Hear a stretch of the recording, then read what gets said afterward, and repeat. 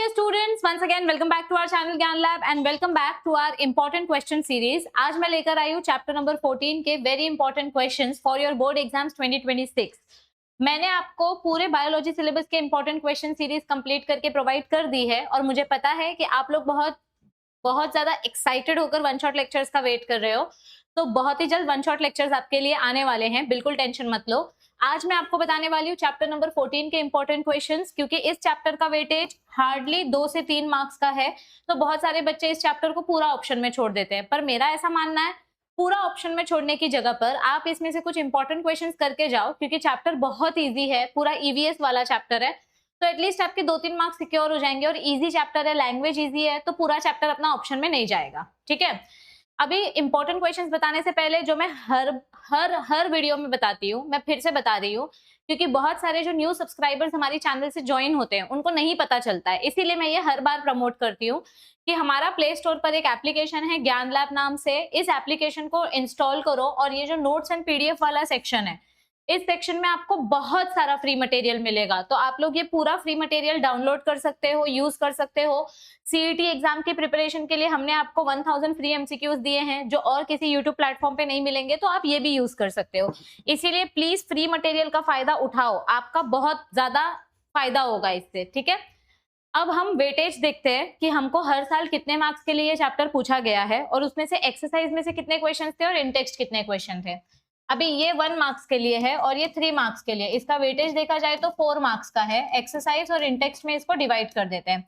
पहला क्वेश्चन है what do you mean by Pioneer species. तो क्या ये क्वेश्चन एक्सरसाइज में से है? नहीं, ये क्वेश्चन इंटेक्स्ट क्वेश्चन है। दूसरा क्वेश्चन है what is ecological succession and name various stages from pioneer species to climax community with respect to hydrarch succession. अभी ये वाला क्वेश्चन एक्सरसाइज में से है क्या, देख लेते हैं।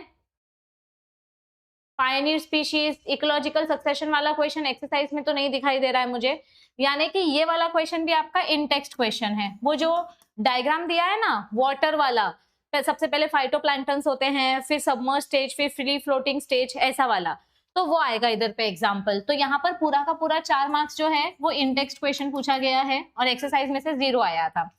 2023 का क्वेश्चन पेपर देखते हैं। आपको डेफिनेशन पूछे गए हैं gross primary productivity and net primary productivity का। This is for 2 marks and this is also for 2 marks. Total 4 marks का क्वेश्चन है। अब इसमें से जो डेफिनेशन है ना, ये डेफिनेशन आपके एक्सरसाइज में दिया गया है। प्राइमरी प्रोडक्टिविटी पढ़ोगे तो फिर नेट प्राइमरी प्रोडक्टिविटी आ ही जाता है उधर, ग्रॉस और नेट। ठीक है, तो ये एक्सरसाइज वाला क्वेश्चन है। अभी यहाँ पर आपको फ्लो चार्ट कंप्लीट करने के लिए बोला गया है। हर्बीवोर्स का एग्जाम्पल, प्राइमरी प्रोड्यूसर का एग्जाम्पल।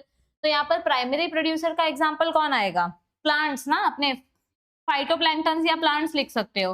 फिर मैन और लायन क्या आ जाएंगे? They will be tertiary consumers, TC. And secondary consumer का एग्जाम्पल कौन आएगा? मैन और लायन से पहले कौन आता है? फॉक्स, कैट, ये सब आते हैं ना। तो देखो ये जो फूड वेब है, फूड चेन और फूड वेब, उसमें से ये क्वेश्चन बनाया गया है। हर्बीवोर्स अपने प्राइमरी कंज्यूमर होते हैं, फिर प्राइमरी प्रोड्यूसर प्लांट्स होते हैं, मैन और लायन टर्शरी कंज्यूमर है, सेकेंडरी कंज्यूमर में फॉक्स वगैरह का एग्जांपल यहाँ पर आप लिख सकते हो। तो ये क्वेश्चन भी एक्सरसाइज में से है। तो यहाँ पे 4 मार्क्स का क्वेश्चन एक्सरसाइज से आया, इंटेक्स्ट में 0 था। मतलब देखो 2022 में सब इंटेक्स्ट आया, 2023 में सब एक्सरसाइज से आया। अब 2024 का पैटर्न देखते हैं। This is for 1 marks and this is for 3 marks. अब यहाँ पर डिस्ट्रीब्यूशन कैसा है? Which one of the following does not evolve further? कौन सा ऐसा कम्युनिटी है जो आगे इवॉल्व नहीं होगा? तो ये क्वेश्चन डायरेक्ट आपके क्वेश्चन में से आया है कि कौन सा स्टेज फाइनल स्टेज होता है। तो इसका आंसर आएगा क्लाइमेक्स कम्युनिटी। ये आगे इवोल्यूशन नहीं दिखाता है। तो this is from exercise. Describe pyramid of energy with help of diagram. अभी पिरामिड ऑफ एनर्जी की अगर हम बात करें तो क्या ये क्वेश्चन एक्सरसाइज वाला क्वेश्चन है? नहीं, this is in text question. मतलब 2024 में 3 मार्क्स का क्वेश्चन इंटेक्स था और 1 मार्क्स का क्वेश्चन एक्सरसाइज में से था। ओके, और 2025 का क्वेश्चन पेपर देखते हैं। This is for 1 marks, this is for 3 marks, total 4 marks के लिए। 4 मार्क्स का वेटेज इन्होंने कांस्टेंट रखा है।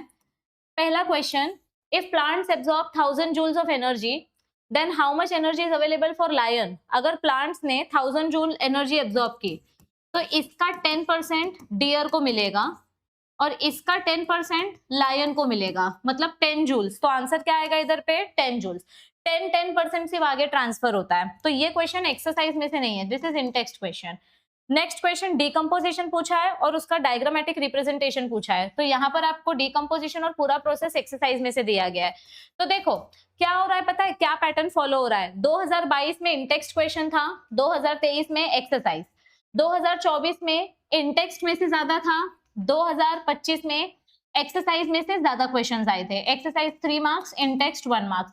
तो अब 2026 का पैटर्न कैसे होने वाला है। 2026 के पैटर्न में अगर हम पैटर्न फॉलो करें तो ऐसा हो सकता है कि इंटेक्स्ट क्वेश्चन ज्यादा होंगे और एक्सरसाइज के क्वेश्चंस कम होंगे, या तो 50-50 रेशियो होगा या तो फिर टेक्स्ट बुक के अंदर से ज्यादा क्वेश्चंस आएंगे। तो आपको क्या करके जाना है इस चैप्टर के लिए, सब पीवाईक्यूज कर लो, 1 शॉर्ट क्वेश्चंस कर लो, वेरी शॉर्ट क्वेश्चंस जो एमसीक्यूज और 1 सेंटेंसेस होते हैं। उसके अलावा मैम एक्स्ट्रा क्या पढ़ के जाना चाहिए, ये प्राइमरी प्रोडक्टिविटी तो पीवाईक्यू का ही पार्ट है।